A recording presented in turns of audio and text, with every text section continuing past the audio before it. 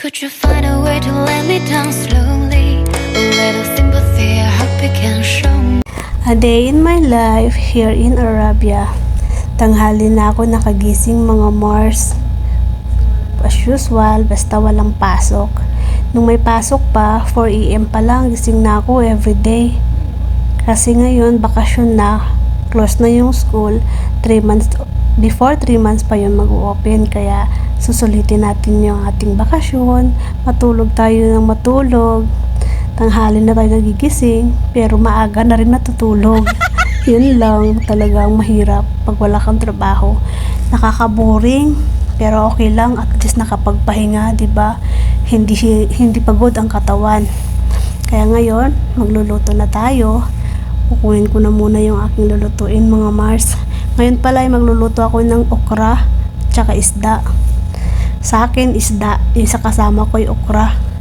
Pero ibang recipe yung pagkakaluto ng okra, kasi iba rin naman yung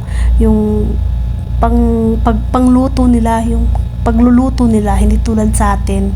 Ayan, ito po yun lahat. Ito rin yung isda ko. Paksiw lang po yan, mga Mars. Hugas, lalagyan ko muna pala ng tubig kasi frozen. Ngayon, huhugasan ko na naman yung mga okra kasi hihiwain ko yan ng maliliit bago prituhin. Prituhin ko kasi yung okra, mga Mars, bago ko siya gigisahin sa mga sangkap, yung mga ingredients nila. Alam niyo naman, iba yung mga ingredients nila kaysa sa ingredients natin.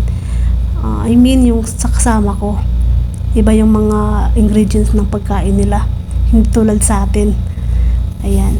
Ngayon, maghihiwa na ako. Ganyan kaliliit lang, mga Mars, oh. Maliliit lang yung hiwa. Kasi piprituhin ko yan sabay-sabay hanggang maging golden brown. Tapos, gigisahin ko yan siya sa sibuyas. Maraming sibuyas. Siguro mga 4 na sibuyas na malalaki ang gagamitin ko dyan. Isang kamatis. Tsaka chili. Yung chili green. Kasi mahilig sila sa maanghang. Gisahin lang yan dyan. At tsaka tawag niyan, partner niyan, ano lang, kubos. Tawag nila dito kubos. O yung malapad na tinapay. Yung parang binabalot sa sa shawarma. Iyon. Alam nyo na yun, mga Mars. Sige, hindi pa tapos. Marami kasi yan. Pero pag naluto, maliit na lang. Ayan. Nagchichismis pa. Hindi mo lang ako tinulungan ng kakain yan.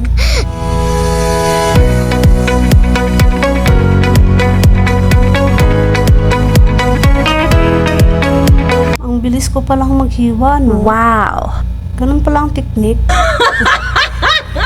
Ayun. Ngayon, open na natin yung lutuan natin. Uunahin natin prituhin yung okra. Ayan. Okra muna. Pero papunasan ko muna yan ng tissue kasi basa. Pag pinarito mo yan, yung lalabas yung mga dulas. Alam niyo na yung dulas. Yan. Kaya kailangan siya dry para hindi masyado malagkit o madulas.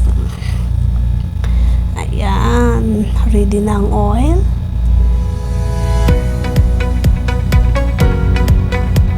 Garam pa. Paano pa ba nakalimutan nito? Nakalimutan. Ayan, sasalang na natin yung okra, Mars. Ganyan lang ang pagkalagay, ganyan lang ang pagprito. Halu-haluin.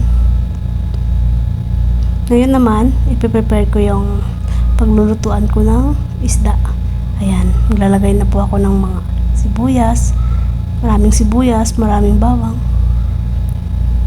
Ayan. Wow. Na, golden brown na yung okra, mga Mars. Ganyan na siya. Yan ang pagkakaprito niyan.